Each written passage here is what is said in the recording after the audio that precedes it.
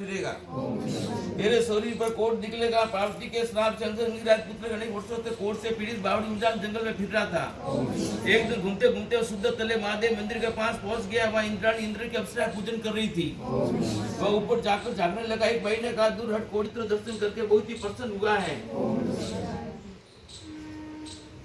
तो पूजन व्रत करे दिया हूँ। ने पूछा, इस व्रत को करने से किस फल की प्राप्ति होती है? उन्होंने कहा कि मनोकामना सिद्धि वेद। उसने कहा, इस व्रत को करने की मेरी भी इच्छा है, किंतु मेरे पास तुम्हारी तरह डोरा सुपारी नहीं है। मुझे किसी ने डोरा दिया, किसी ने सुपारी सावल दी। अंग्रेज आज को व्रत विधि केवा लगा है तो महादेव जी पूजन साथ साथ में करने में बात क्या नहीं है। ऐसी जोगई ने मतलब उपवास कर लो, दूसरे दिन ब्राह्मण को बात क्या नन्ना उपमान ये व्रत प्रत्येक सोमवार में करना, गाते सुधी 16 तारीख दूर न करना। जिन गांव में रहे उन गांव तो सवा शेर की सवा शेर वाराम ने बच्चों ने रखने घटों ज्यादा कमी करे ने भोलेनाथ को इस प्रकार 4 वर्ष तक व्रत करे तो मनोकामनाएं सिद्धि है। उस व्रत के पुण्य प्रताप से प्राप्ति को पुत्र से मिलने की इच्छा पैदा हुई। इस प्रकार 4 वर्ष तक व्रत करे तो मनोकामनाएं सिद्धि है।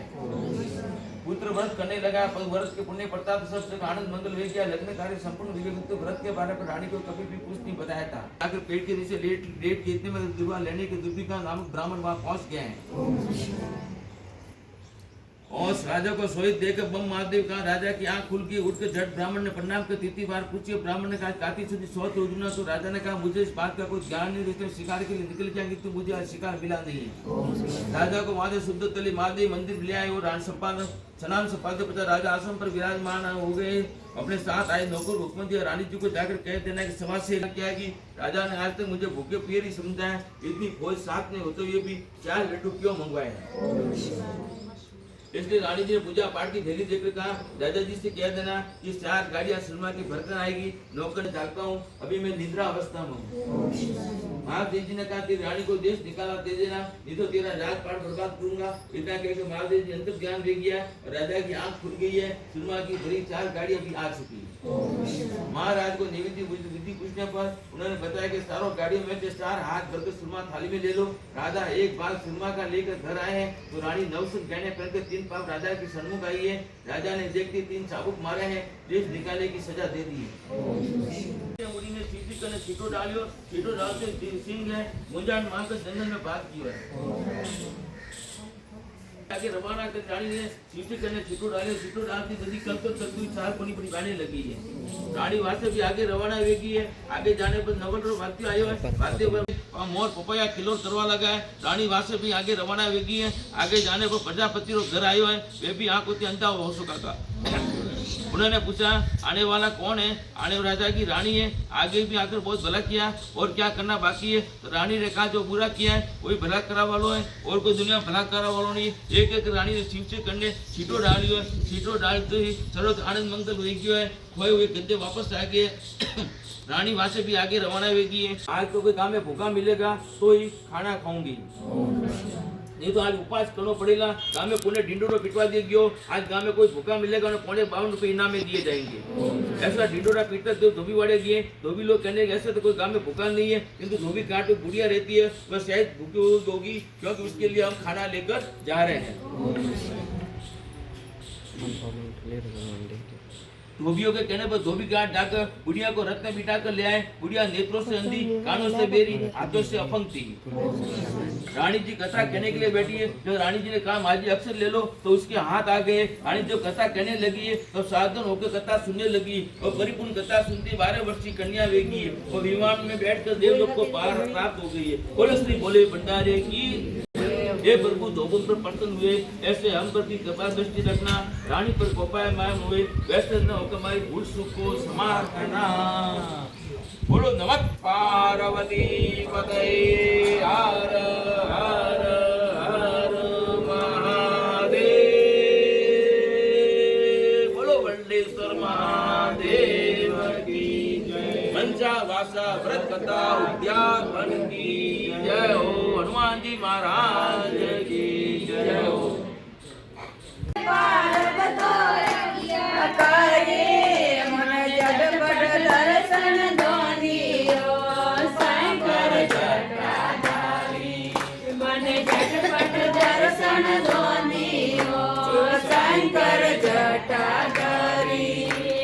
महादेव जी मंदिर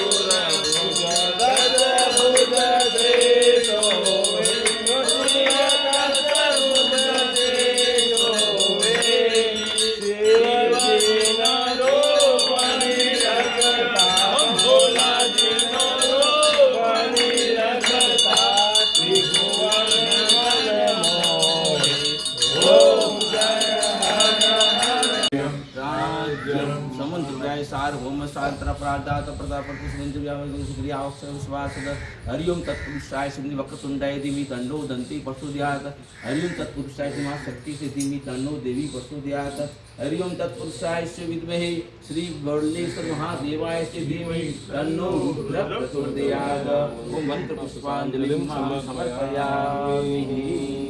देवा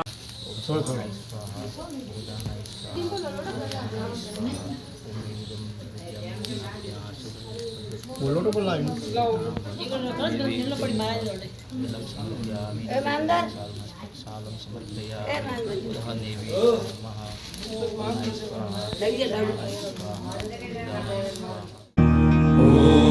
वन्दे देवोमापतिं सुरगुरुं वन्दे जगत्कारणं वन्दे पन्नगभूषणं मृगधरं वन्दे पशूनां पतिं वन्दे सूर्यशशाङ्कवलिनयनं वन्दे मुकुन्दप्रियं वन्दे भक्तजनाश्रयं च वरदं वन्दे शिवं शङ्करम् ॐ मृत्युञ्जयाय रुद्राय नीलकण्ठाय शम्भवे अमृतेशाय शर्वाय महादेवाय ते नमः। नमस्तेऽस्तु भगवन् विश्वेश्वराय महादेवाय त्र्यम्बकाय त्रिपुरान्तकाय त्रिकाग्निकालाय कालाग्निरुद्राय नीलकण्ठाय मृत्युञ्जयाय सर्वेश्वराय सदाशिवाय श्रीमान् महादेवाय नमः।